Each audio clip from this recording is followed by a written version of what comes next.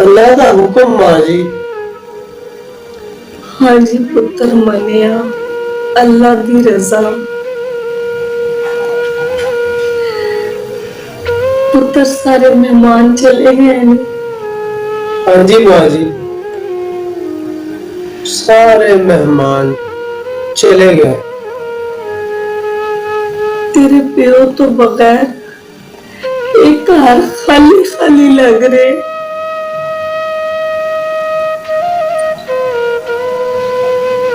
तुसी फिक्र ना करो मां जी, मैं तुहानू किसी किस्म की परेशानी नहीं आन देना। तेरे प्यो तो बगैर जिंदगी मेरी परेशानी है। कितना ख्याल रखदा सी ओ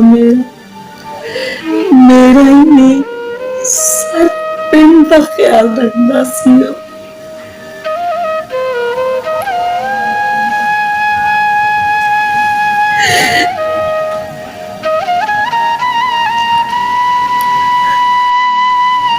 पूरा पिंड उन्हां लई दुआवां कर रहे, दुआवां। पुत्र तेरा प्यो पूरे पिंड दा मसीहा सी। हर अमीर गरीब दा ओ ख्याल रखदा सी। धीआं भैणां दी इज्जत दा रखवाला सी। और मैं रखा ख्याल पूरे पिंड दा। पर एक गल दी समझ नहीं आती,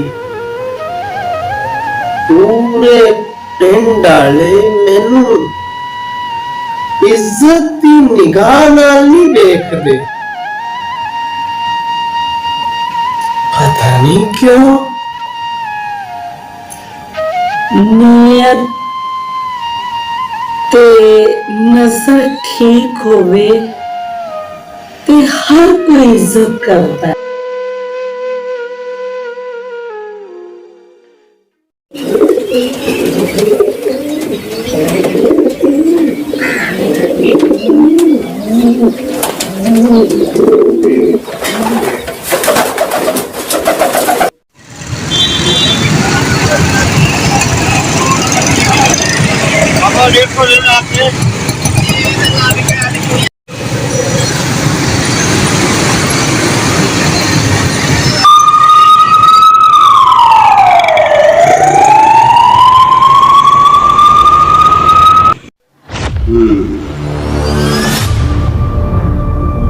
बड़े चौधरी साहब का जनाजा तुम्हें पड़ा है।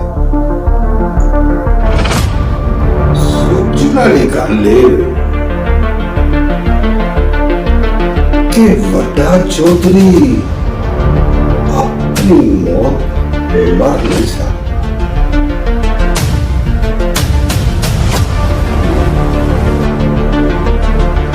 इसका मौत हुई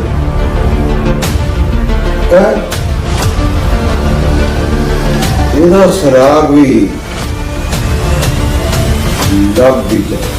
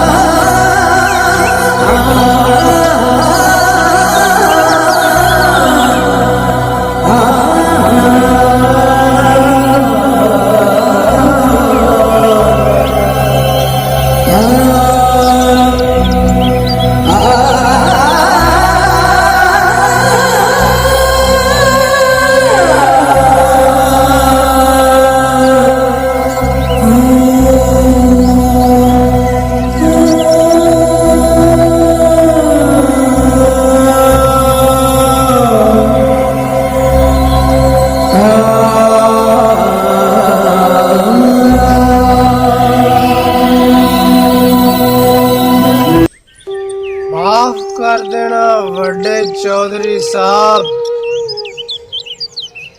कदी कदी दौलत जायदाद ते कुर्सी दी खातर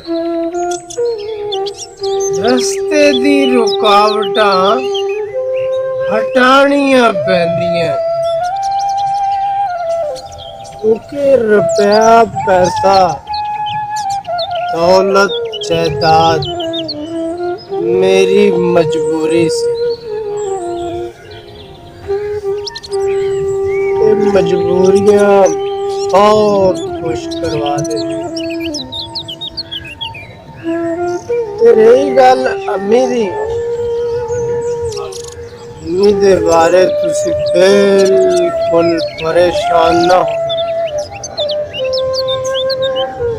मैं तुहाडे नालों वध के ओहदा ख्याल रखांगा।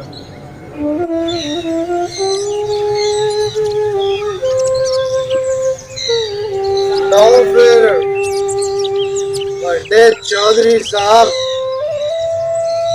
अपना ख्याल रखना ते साडे लिए दुआ करना। रब राखा।